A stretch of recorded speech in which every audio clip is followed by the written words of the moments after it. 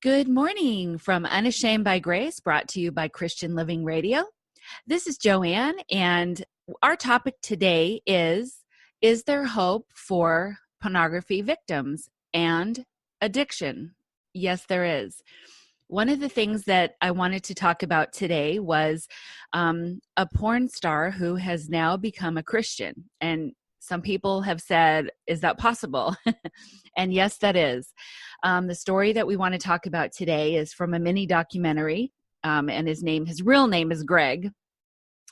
And he was a former porn star for about 23 years. He was featured in about 1,500 adult films. And he appeared in his first one in 1987.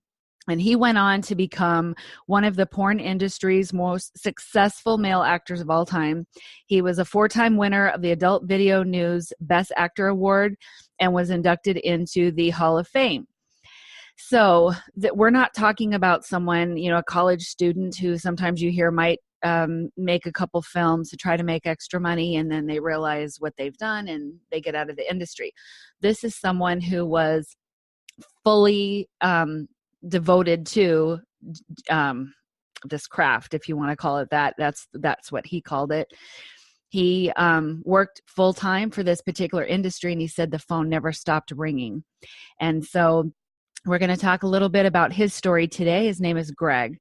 So he went to Hollywood. He's from the Midwest originally, and always wanted to be a star. So he traveled to Hollywood to pursue a job in acting. He'd always wanted to be an actor. Right away, he was able to secure a manager and an agent and a motion picture role the first week he was there. And so he remembers thinking, wow, what's the big deal? This wasn't so hard. You hear stories of struggling actors, struggling, for years and years and years before finally even being able to get an agent that will take them. Well, he was able to capture all three within the 1 week that he was there.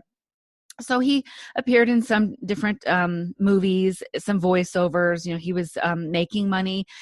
But then a lot of people actually fell on hard times. In 1988, there was a writer's strike in America.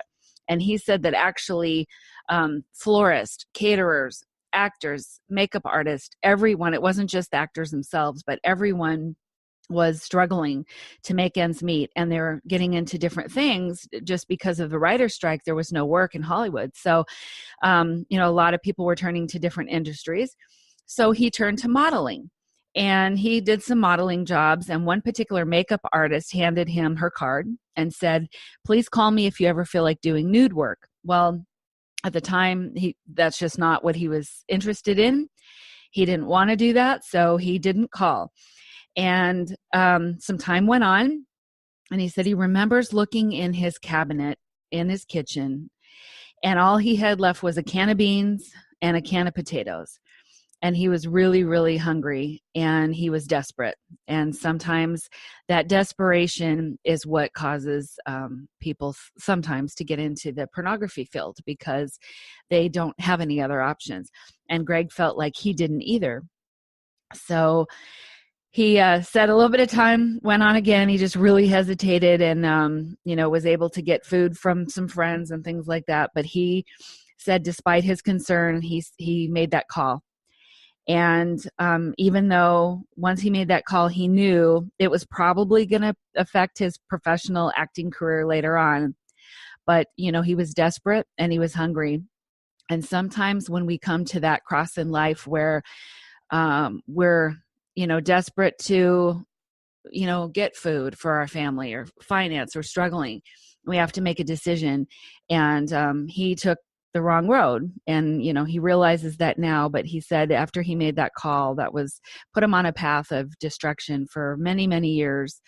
And so anyway, he went to this one particular shoot that he got called in for. They told him, show up at this building, show up at this time, which he did. He acted in a pornography film. And he said when he walked out of there, they gave him $400. It was $400 bills, crisp $100 bills. And he said he held it up in the light when he got outside, put it in his pocket. He got on his motorcycle and he started driving home. And he thought, wow, how easy was that? I was just here for a little while. I made $400. But then he said, I also remember thinking, what have I done? And that point on is where his life took a toll for the worst. So after that point, he fielded and accepted more offers, which he said came in continuously, and the phone didn't stop ringing. And one of the producers noticed that he had acting experience. And so because of that, the word started getting out that Greg was not only willing to do pornography work, but he was also a good actor. And so they were looking for that combination. And that's one of the reasons why he had that rise to stardom. Originally, he kept his mother uninformed about his new profession. He didn't tell family and friends, but the more he gained in popularity, he said it just, he started buying big homes, lots of fancy cars, lots of vacations, and he couldn't keep a secret anymore. And he had to tell his family. And of course, they weren't happy, but, what could they do? And that led to more shame and guilt. Not only was he doing something he thought he would never do, he had lost that opportunity now to work in Hollywood as a respected actor, and now his friends and family didn't like what he was doing. So as he progressed in the pornography field and continued to make movies, he said that he developed a severe drug problem during this time also, which is very typical, alcohol, drugs. And that vicious cycle actually kept him in the business for all those years. And what that means was, he said he had to go to So during this time, he said he developed a severe drug problem, which happens quite frequently with people in the adult industry business. And he said that particular vicious cycle kept him going all those years. And what that meant was he had to go to work to do the porn so he could buy the drugs to bury the pain of doing the porn. So he said he would go to work, do the porn, buy the drugs, bury the pain, and around it went. And that is very, very normal conversation that we have with people who are sex addicts. It's the same cycle. It's called an addictive cycle, where you have pain in your life, whether it be a father wound, your pain from the past, some sort of wound, abuse is another one. And that pain, you have to medicate it, so you turn to pornography. Once you view pornography, you feel shame and guilt, and that makes you feel terrible. And so then you turn back into that cycle again to make yourself feel better. Then they will look at pornography again. It's just a vicious, addictive cycle. And so Greg fell into the same one, and he felt he couldn't get out. And he said he also claimed that the business changed his view of women. He just perceived them as sexual objects. He said he lost the ability to have a loving and caring relationship. He thought he was still able to, but he was fooled. He would date women, and most of the time within the field, that he worked in, just because he said the people that you work with in that industry became like family, because a lot of the families of adult actors reject them. And so they don't really have anybody but their drug dealers, the people that they work with. And so those are the people that they date. So you have two unhealthy people meeting, dating, and it's just a recipe for disaster. And so because that was his work, and his work was to perform in movies, when he would meet people and go out on dates and try to have a relationship, it just ended up feeling, like he was acting. And he said it was just a complete, he just completely destroyed his view of women. And even he's getting to where even now, he's trying to reverse that. But it had been his view on life for so many years that it became ingrained. And that's still the way that he views women. And so he's kind of taken a sabbatical from dating at this point until he can get completely healthy. So again, throughout the years, he was continuing to act. And in 2011, he shot his last pornography film.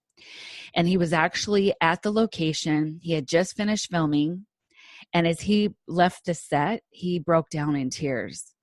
And so he publicly announced that he had left the industry and turned to Christianity. And of course, there's a whole, big story in that as well. But he, in a nutshell, knew he couldn't continue on this life and this path, this with the alcohol, with the drugs, not having a loving relationship, not only with a woman and people, but with God.